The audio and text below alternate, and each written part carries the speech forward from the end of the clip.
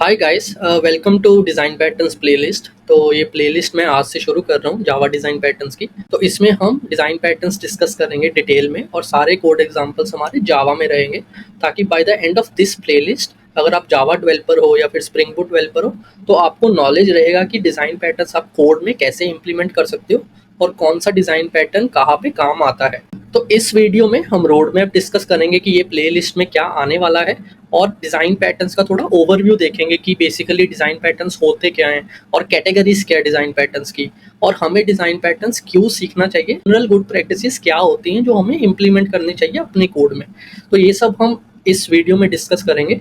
और जो next video आएगी उसमें हम सॉलिड प्रिंसिपल्स डिस्कस करेंगे जो कि काफ़ी हेल्पफुल रहते हैं डेवलपर्स के लिए।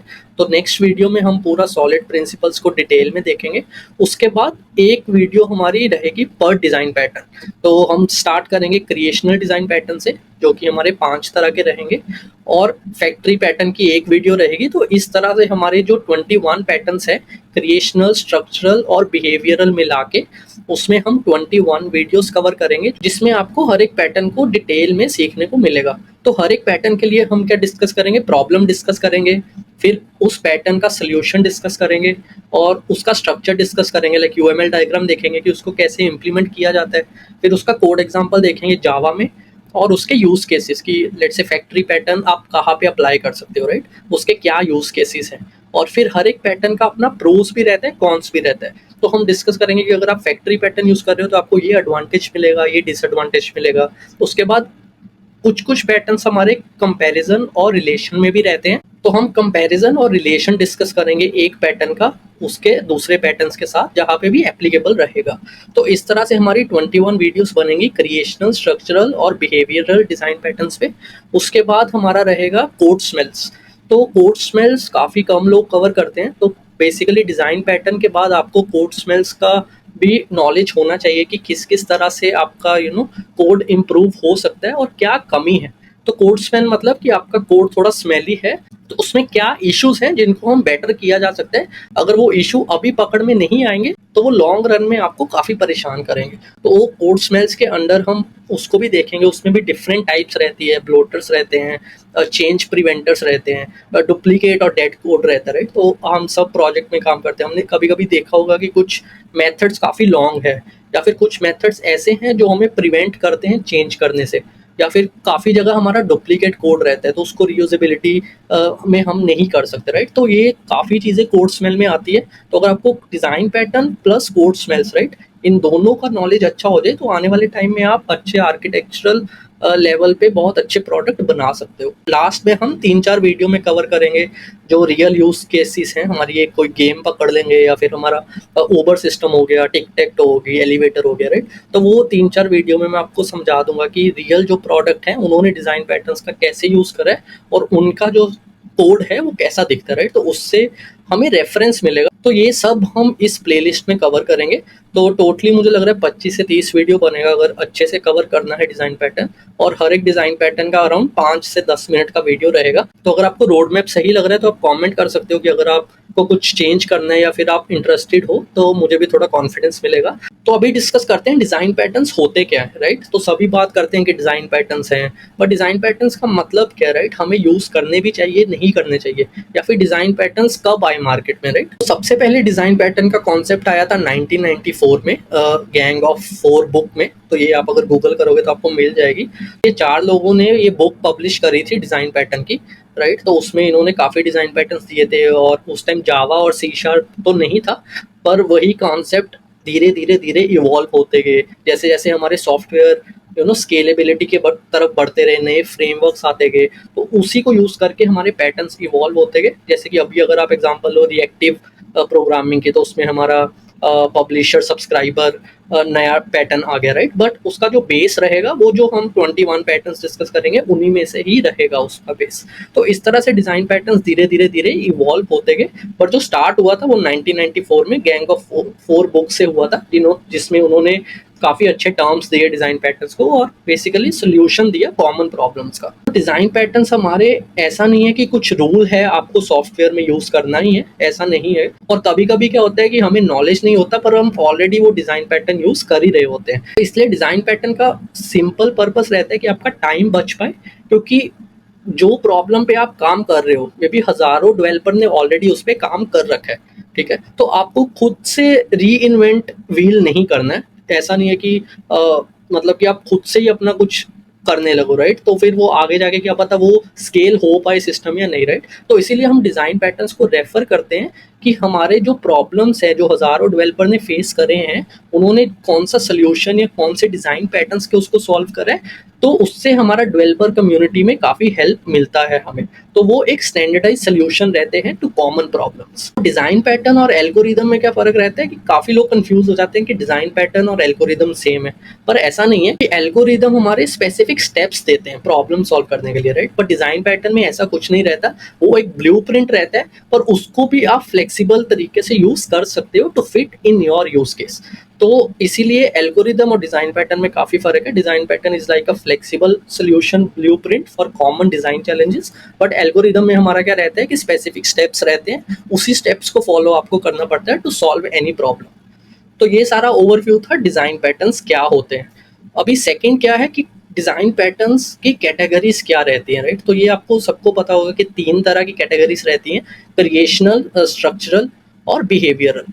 तो अगर मैं सिंपल लैंग्वेज में इसको आपको एक्सप्लेन करूँ, right? Creational patterns help you to find and create the right building block for your software और फॉर योर एप्लीकेशन। तो अगर आपने लेगो कभी खेला होगा, राइट? तो लेगो में अगर आपको घर बनाना रहता है तो आपके पास ये बिल्डिंग ब्लॉक्स ऑलरेडी रहते हैं, राइट? तो जब भी आप लेगो में कोई प्रोडक्ट बना रहे हो तो उसमें क्या है कि आपको ये बिल्डिंग ब्लॉक्स बनाने की जरूरत नहीं है, वो खुद से आपको बिल्डिंग ब्लॉक देते हैं और जौन सा आपको राइट बिल्डिंग ब्लॉक चाहिए वो आप लेके उसको बना देते हो, राइट?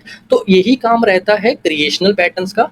तो क्रिएशनल पैटर्न्स क्या हेल्प करते हैं आपको कि जब भी आप कुछ बना रहे हो, राइट, तो आपको सही टाइम पे राइट ब्लॉक वो दे दे। फॉर एग्जाम्पल फैक्ट्री पैटर्न की अगर हम बात करें तो वो आपको राइट ऑब्जेक्ट देता है without worrying about the details. तो ये हमारा रहता है क्रिएशनल पैटर्न का कॉन्सेप्ट। उसके बाद जब आप कोई भी घर बना रहे हो, राइट, लेगो में, तो आप बिल्डिंग ब्लॉक्स को जोड़ रहे हो। तो सेकंड पैटर्न हमारा रहता है स्ट्रक्चरल पैटर्न। तो स्ट्रक्चरल पैटर्न में क्या है कि आप कैसे सारी चीजों को फिट कर रहे हो टुगेदर। तो आपके पास ब्लॉक्स तो आ रहे हैं पर वो एक सही स्ट्रक्चर, मतलब कि आपके पीसीस सही तरह फिट हो रहे हैं या नहीं हो रहे, और आपका स्ट्रक्चर सॉलिड बन रहा है या नहीं बन रहा है, राइट? तो सॉफ्टवेयर में आपका स्ट्रक्चर काफ़ी सॉलिड होना चाहिए ताकि आपको जब भी चेंज करना पड़े आप उसको चेंज भी कर पाओ और वो स्केलेबिलिटी भी उसमें होनी चाहिए। और जब हम काफ़ी बड़ा सॉफ्टवेयर बनाते हैं तो हमें उस चीज़ों को कनेक्ट करने के लिए कुछ चाहिए रहता है, राइट? तो फॉर एग्जाम्पल अडेप्टर पैटर्न की अगर बात करें तो वो कनेक्टर की तरह काम करता है जो आपके डिफरेंट पीसीस को टुगेदर फिट करता है, राइट? तो सिमिलरली अगर आप लेगो में घर बना रहे हो तो आपको दरवाजे, विंडोज या वॉल्स को कनेक्ट करना पड़ता है, राइट? तो ये हमारा रहता है स्ट्रक्चरल पैटर्न, ताकि आप सारी चीज़ों को सही से फिट करो, ताकि आपका स्ट्रक्चर हमेशा सॉलिड रहना चाहिए। और स्ट्रक्चर डिज़ाइन पैटर्न हमें वो ऑप्शंस देते हैं, हमारी हेल्प करते हैं उसमें। और उसके बाद थर्ड हमारा रहता है कि जब आपका घर बन गया, राइट, लेगो में, तो उसके बाद आपका बिहेवियरल पैटर्न काम में आता है, क्योंकि सारे ब्लॉक्स को आपस में कम्युनिकेट भी करना पड़ता है, राइट? ऐसा नहीं है कि आपका एक बार सॉफ्टवेयर बन गया तो कुछ भी कम्युनिकेशन नहीं होगा। एक कंपोनेंट दूसरे कंपोनेंट के साथ कम्युनिकेट करना चाहिए, राइट? तो वो हमारे बिहेवियरल डिजाइन पैटर्न में आ जाते हैं, ताकि सारे कंपोनेंट आपस में टॉक कर पाए इन अ राइट एंड ऑप्टिमाइज्ड वे। तो ऑब्जर्वर पैटर्न क्या करता है हमारा, तो वो मैसेंजर की तरह काम करता है और सिग्नल भेजता है जब भी कुछ चेंज होता है, ताकि सारे पीसेस को पता लग जाए। तो बाकी बिहेवियरल पैटर्न भी हमारी हेल्प करते हैं कम्युनिकेशन के लिए, ताकि सारे जो हमारे कंपोनेंट्स हैं, सारे जो ब्लॉक्स हमने बनाए हैं, राइट, तो वो आपस में सही से कम्युनिकेट कर भी पा रहे हैं नहीं। तो थर्ड सबसे बड़ा क्वेश्चन जो मुझे लोग पूछते हैं, या फिर जब मैंने भी करियर स्टार्ट करा था, कि डिज़ाइन पैटर्न क्यों करने चाहिए, राइट? हम एक सॉफ्टवेयर पे काम कर रहे हैं, वहाँ पे हम इफ एल्स लगा रहे हैं, फॉर लूप लगा रहे हैं, राइट? तो हमारा काम चल रहा है, राइट? तो डिज़ाइन पैटर्न का कहाँ यूज़ आएगा? तो डिज़ाइन पैटर्न का यूज़ आएगा जब आप स्क्रैच से कोई प्रोडक्ट बनाओगे। तो स्क्रैच से जब आप कोई प्रोडक्ट बनाओगे तो आपका थिंकिंग क्या रहना चाहिए कि मैं डिज़ाइन पैटर्न्स को इस तरह यूज़ करूँ कि मैं आने वाले टाइम में कोड जो लिख रहे हैं डेवलपर, उनका क्वांटिटी कम कर सकूँ। मतलब कि आपको कोड सेव करना है लिखने से। तो वो कैसे होगा? जब आप डिज़ाइन पैटर्न्स का यूज़ करोगे। इमेजिन करो कि अगर आपका डिज़ाइन पैटर्न अच्छा है और 1 साल के अंदर without design pattern 1 lakh line code लिखना पड़ रहा था, पर डिज़ाइन पैटर्न की हेल्प से सिर्फ 10,000 लाइन कोड लिखना पड़ रहा है, राइट? तो imagine the impact you are creating कि आप 90,000 लाइन का कोड बचा रहे हो।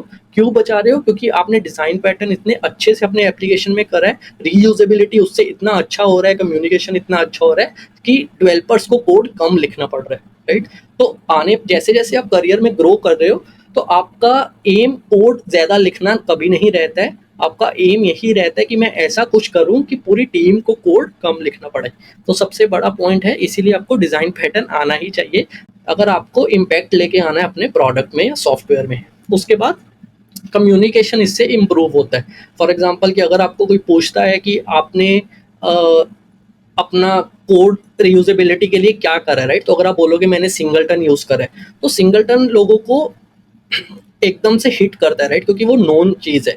अगर आप खुद का कुछ इन्वेंट करोगे, मैंने ऐसे किया, मैंने वैसे किया, तो वो आप कम्युनिकेशन में उतना समझा नहीं पाओगे या फिर आपको काफ़ी डिटेल में समझाना पड़ेगा। तो उससे अच्छा आप सीधा बोल सकते हो, हाँ मैंने ये चीज़ करने के लिए सिंगलटन का यूज़ करा, ये चीज़ करने के लिए ऑब्जर्वर पैटर्न का यूज़ करा, राइट? क्योंकि वो कॉमन वोकैबुलरी है डेवलपर्स और आर्किटेक्ट्स में। उसके बाद रीयूजेबिलिटी जो कि प्रमोट होता ही होता है, और स्केलेबिलिटी एंड फ्लेक्सिबिलिटी। और हमारा फोर्थ और लास्ट पॉइंट इस वीडियो का क्या है कि अगर आप डिज़ाइन पैटर्न की बात ना भी करें, जो जनरल गुड प्रैक्टिसेस हमें 3 हमेशा यूज़ करनी चाहिए। पहली है हमारी कोड रीयूजेबिलिटी।